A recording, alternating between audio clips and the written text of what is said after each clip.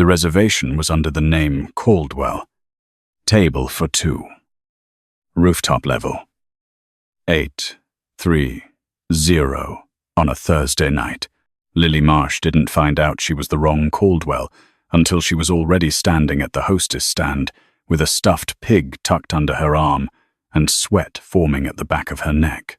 Her phone buzzed in her clutch. A text from her sister, Serena. "Don't be mad. It's just a joke. He's not your type anyway, lol." 3 seconds later. "Also, you look fine." 1 second after that. "Don't embarrass me." Lily stared at the messages until the hostess cleared her throat. The woman behind the marble stand had the kind of face that smiled professionally at everyone and meant it for almost no one. She was looking at Lily the way you look at something that has appeared in the wrong place, not with cruelty. Exactly. But with a quiet confusion that was almost worse. "Miss Caldwell," the hostess said, "your guest is already seated." Lily had 2 choices. She could leave, walk back down the elevator, hail a cab on 5th and Western, go home and eat the leftovers in her fridge and pretend the last 40 minutes of getting dressed had not happened. Or she could stay. She was 29 years old. She had been the backup plan her entire life. The quieter twin. The one teachers mixed up and then apologized to when they realized. The one who got Serena's hand-me-down interview clothes and Serena's half-finished skincare products and, apparently, Serena's blind dates when Serena decided at the last minute she had something better to do. Lily followed the hostess to the table. The restaurant was called Halcyon. It occupied the 52nd floor of the Voss Tower and had a 6-week wait list that Lily had always assumed was the kind of thing that existed only for other people. The ceiling was glass. The city spread out below them like a circuit board lit up at full power. Every table was white linen. Low-lit candles. The quiet clink of crystal. The kind of place where people went to be seen making important decisions. Lily was wearing a lavender wrap dress. She'd borrowed from her own closet, not Serena's and silver flats, because she hadn't known she'd be coming here, and her heels were at the office. She was still holding the stuffed pig, which she'd grabbed off her couch on the way out the door, because her neighbor's daughter had asked her to drop it off at the dry cleaner and she'd forgotten, and now she was carrying it into a Michelin-starred restaurant on the 52nd floor, and there was genuinely nothing she could do about that. She heard the laughter before she saw the table. A group of 4 or 5 men in dark suits near the east window were watching her approach. Not all of them were laughing. One wasn't reacting at all, but the others were doing that thing where you keep a straight face but your eyes give you away. One of them leaned to his left and said something low to the man beside him. The man beside him pressed his mouth flat to keep from smiling. Lily had been laughed at before. Not always cruelly. Sometimes just thoughtlessly. Which was its own kind of hurt. She had developed a face for it. Chin up. Expression light. Pace steady. And she deployed it now. The table she was being led to was near the center of the room. Sitting at it was a man she had never seen before. He was looking at her, not the way the others were looking at her. Not with amusement. Not with confusion. He was looking at her the way you look at something that has caught your attention, and you are not yet sure why. Which is actually the most dangerous way to be looked at. Because it means the person looking hasn't decided anything yet. He was somewhere around 35. Dark hair. Sharp yav. A white dress shirt open at the collar. His left forearm, where he'd rolled up his sleeve and rested it on the table, was tattooed from wrist to elbow in something dark and geometric that she couldn't read from this distance. He wasn't smiling. Lily sat down. "Hi," she said. "I'm Lily. I'm Serena's sister. She asked me to come in her place, which I only found out about 10 minutes before I got here. So, I'm sorry for any confusion. Also, I'm sorry about the pig. It's not mine. I mean, it's a stuffed animal. I was supposed to drop it somewhere. I forgot. She set it on the corner of the table.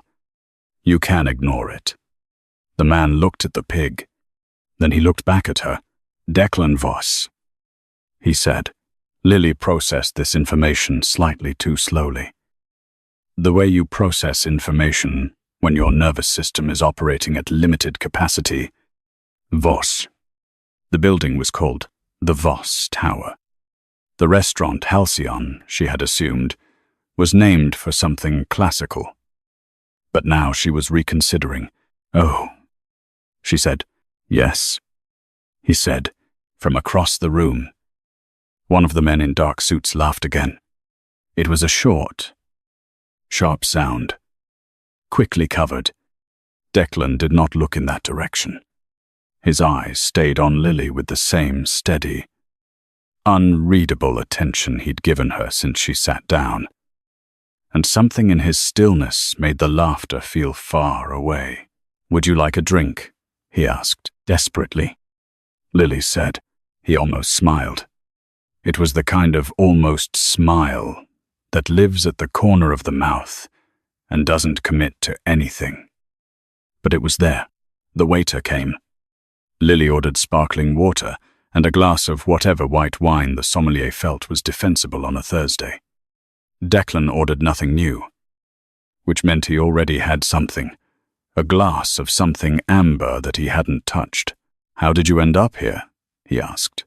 Serena texted me at 7:43, saying she needed a favor. She said it was dinner with someone she'd met at a charity event and she couldn't make it. And could I please just go and make her apologies in person because she didn't want to stand you up by text? Lily paused.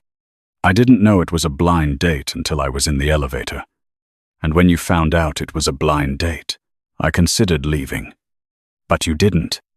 I was already on 52. Lily said. It felt like a waste of a trip. This time he did smile. It was brief, and it changed his face in a way that seemed almost involuntary, like something he hadn't planned for. From the east side of the room, a chair scraped. One of the dark-suited men, the one who had been laughing, was walking toward their table. He had the loose-shouldered confidence of someone who had never been told to stop. Dick? The man said, not acknowledging Lily. Bianchi's people pushed the call to tomorrow morning. We need to, not now. Garrett. Declan said, it's actually Garrett. The word was the same, but the register had changed. Lower. Quieter. The kind of quiet that isn't peaceful. Garrett stopped. He looked at Lily for the first time with something other than amusement. Something closer to reassessment. My apologies, he said, which seemed directed at no one in particular. And then he walked back to his table. Lily watched him go. Does that happen? Often, she asked. Which part? People stopping mid-sentence because you said their name. Declan considered this. Often enough, he said. Serena called at 9:15. Lily felt the vibration in her clutch and chose not to answer it, which was unusual. She normally answered Serena's calls the way you answer a fire alarm reflexively, before you've decided whether the situation warrants it. She was in the middle of telling Declan about the summer she spent interning at an architecture firm in Portland and the senior partner who had stolen her concept for a mixed-use adaptive reuse project on the waterfront and presented it as his own at a client dinner, which she had attended.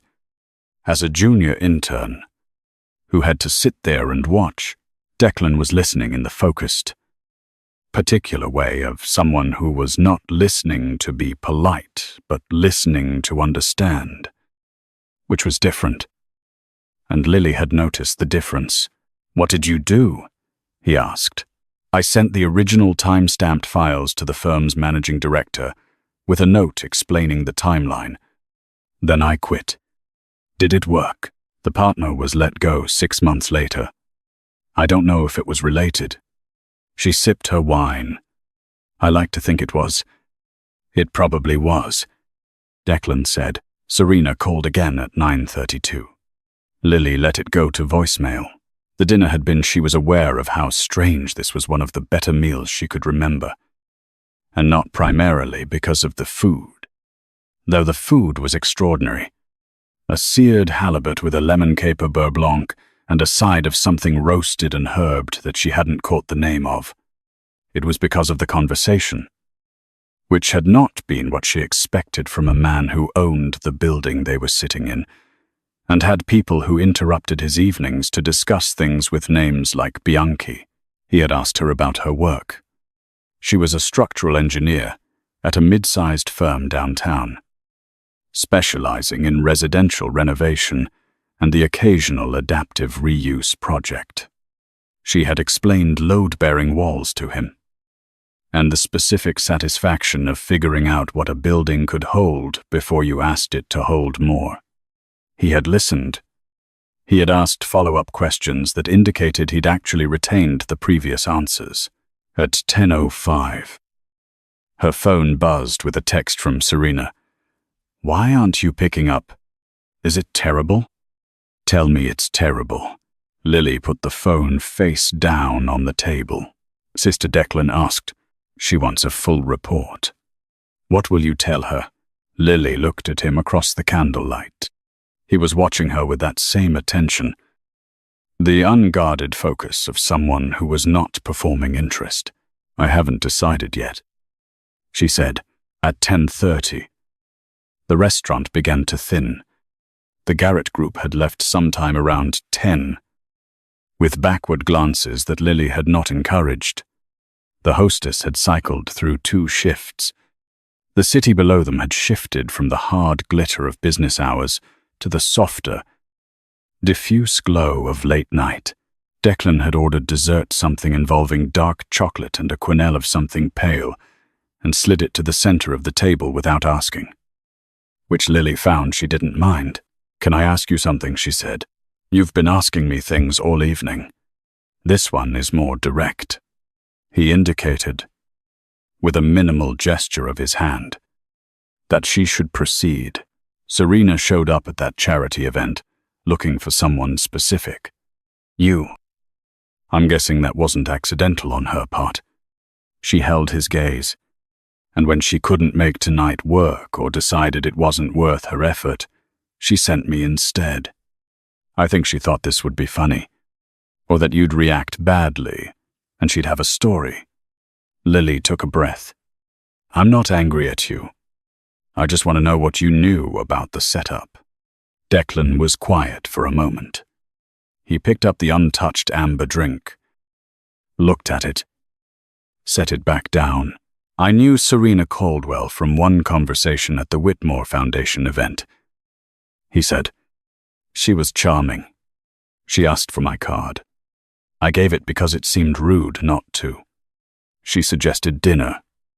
I agreed because I had an opening in my schedule and no particular reason not to." He paused. "When I got to the table and saw you, instead of her, I assumed there had been a miscommunication, and then you sat down and explained the situation in about 45 seconds with complete honesty and no visible attempt to spin it. And I decided the miscommunication was possibly the best thing Serena Caldwell had ever done for either of us." Lily was quiet. "That's either very smooth," she said, "or it's true. It can be both," Declan said, outside. On the street below the Voss Tower, Serena was waiting.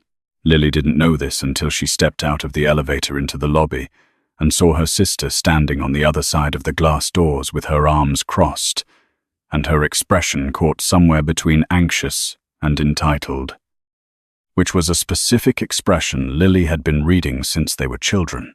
Serena and Lily were identical in the technical sense. Same face, same build, Same green-grey eyes, but no one who knew them ever confused them. Serena wore her hair in a precise blowout. She was in a black cocktail dress and heels, and her makeup was the kind that looked like no makeup but had taken 45 minutes. She had come to see. Lily pushed through the glass doors. "Oh my God," Serena said. "How long were you up there?" I called like 12 times. "You called 3 times." Lily said. "I texted more than that." Serena looked past her. "Is he coming down? Did he say anything? How bad was it?" "It wasn't bad." Serena blinked. "What?" "It wasn't bad." "Serena, it was actually a very nice dinner." Her sister stared at her with the particular expression of someone whose plan has not gone the way they designed it. He's not for you. She gestured broadly, as if the gesture would complete the sentence. "He's what? He's serious." "Lily, he's not the kind of person who does casual. His whole life is I read about him. He runs, 4 different companies, and there's all this stuff online about him and his family and—" "Serena." Lily stopped walking. "You sent me there to be a joke." Her sister went quiet. "You thought he'd be rude to me, or that I'd embarrass myself, or that it would just be uncomfortable and strange, and then you'd have a funny story. Am I wrong?" Serena didn't answer, which was its own answer. "I'm going home." Lily said, "Thank you for thinking of me." She got 3 steps down the sidewalk before she heard the lobby doors open behind her. "Ms. Marsh." She turned. Declan had come down. He was standing at the top of the entrance steps, still in the white shirt. Jacket, now over one arm. He did not appear to notice Serena. Or perhaps he simply chose not to. "You left this," he said, and held out the stuffed pig. Lily felt a laugh come up from somewhere unplanned. She walked back to get it. "She's been through a lot tonight," Lily said. "She held up fine," Declan said. He handed the pig over and didn't let go of it for just a half second, longer than was strictly necessary, which meant his hand was close to hers for that half second. "I'd like to see you again," he said, without the accidental setup. "If you're willing." Behind her, at a distance that was slightly too close to be coincidental, Lily could feel her sister not breathing. "I'm not doing anything Saturday," Lily said. The neighborhood where Lily lived, a walk up in Sutter Heights. 4th floor. No. Elevator was the kind of neighborhood that was interesting rather than impressive, which was how she preferred things. She had lived there for 6 years. She knew the owner of the Korean grocery on the corner and the name of the mechanic's dog 2 blocks over, and which of her upstairs neighbors fought on Tuesday nights and made up by Wednesday. She sat on her bed at 11:45 with the stuffed pig on her nightstand and her phone finally open to Serena's messages. There were 14 of them. They progressed from "call me" to "seriously call me" to "okay, I get it. You're mad" to "for what it's worth. I didn't think he'd actually like you," and then, at the bottom, the most recent one. Sent 11 minutes ago. What does he even see in you? Lily stared at that last message for a long time. She thought about the way she would have felt reading it 2 years ago. Or 5. Or 10. She thought about all the times she had absorbed that sentence in different forms from different mouths, teachers, classmates, a boyfriend in college who had said it not to be cruel, but out of what he apparently considered honest confusion. What do people see in you? As if she were a puzzle with a solution missing. She thought about Declan Voss, sitting across a candlelit table, listening to her talk about load-bearing walls like it was the most interesting thing he'd heard in a month. She put the phone down. She didn't respond to Serena that night. Saturday came. Declan had sent a car, not a town car, which she'd half expected, but a regular sedan driven by a man named Keith, who offered her a bottle of water and did not attempt conversation beyond confirming her name. The restaurant was in a converted textile warehouse in the garment quarter, low ceilings, exposed brick, a menu written on a chalkboard in the back, opposite of Halcyon, in every register. Lily got there first and was seated at a corner table when Declan arrived. On time, exactly. Without a visible entourage, he sat down and said, "Hi." "Hi," Lily said, "Better, or worse than last time?" "Different," she said. "Which might be better?" It was better. It was significantly better. In fact, in the way that something improvised can be better than something planned. Because the pressure is off and the people can be a little more themselves, over bowls of something spiced and wonderful. She found out that he had grown up in a house with too many people in it, and not enough money, which was the kind of thing that didn't track with the Voss Tower, but made a different kind of sense when she looked at the steadiness he carried. The way he moved through the world as though it could not surprise him in a way he hadn't already accounted for. She told him about the twin thing, how it felt to be one half of a unit that everyone else treated as interchangeable. How she had spent most of her 20s trying to establish that she was a separate person with separate interests and separate worth. How Serena loved her, in a way that was sometimes also competitive, and she had mostly made peace with that. "Mostly," he said. "Mostly." She agreed. After dinner, he walked her to the corner where Keith was idling. They stood on the sidewalk for a moment in the October air, and she thought about the week she'd had the Tuesday staff meeting, where her design proposal had been bumped for something faster and cheaper. The Wednesday call from her mother, asking if she'd talked to Serena.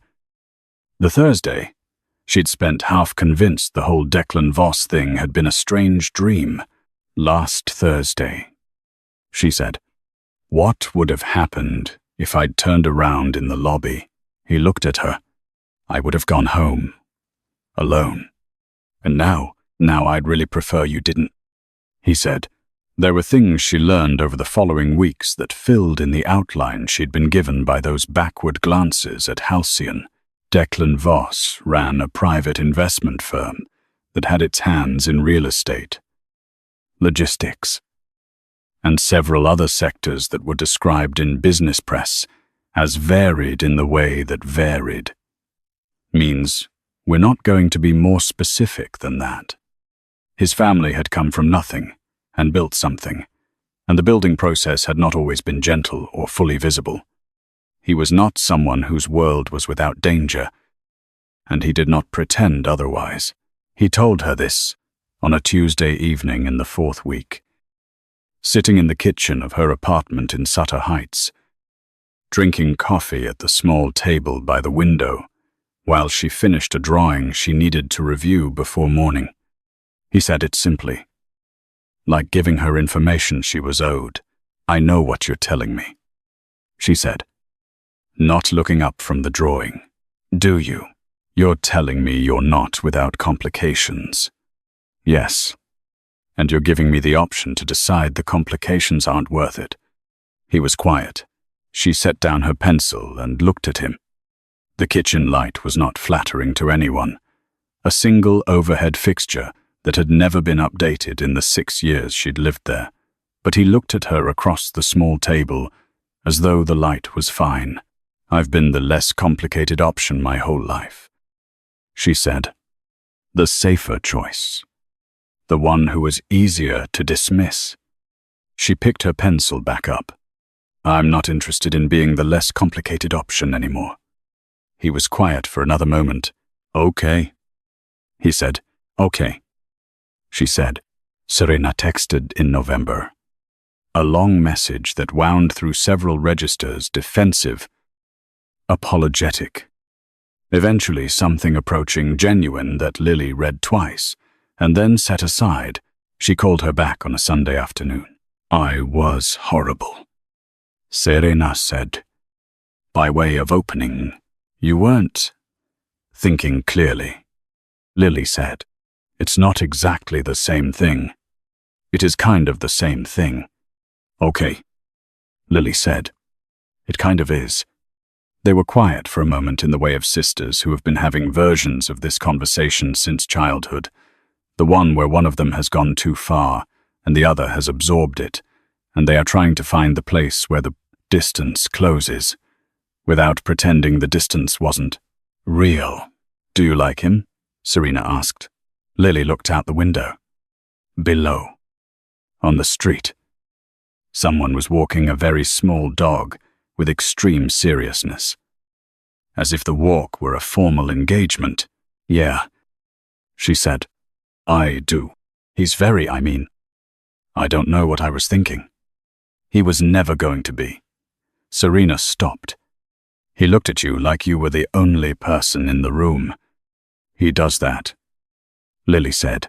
Serena laughed a little. Thin and complicated. Take care of yourself, she said. I always do, Lily said. The stuffed pig ended up on the windowsill of her apartment in Sutter Heights, in the corner where the light came in best, in the late afternoon. Every time Lily walked past it, she thought about a Thursday night. An elevator she almost didn't take. A man who had looked at her across a restaurant full of people waiting for her to fail and hadn't looked away.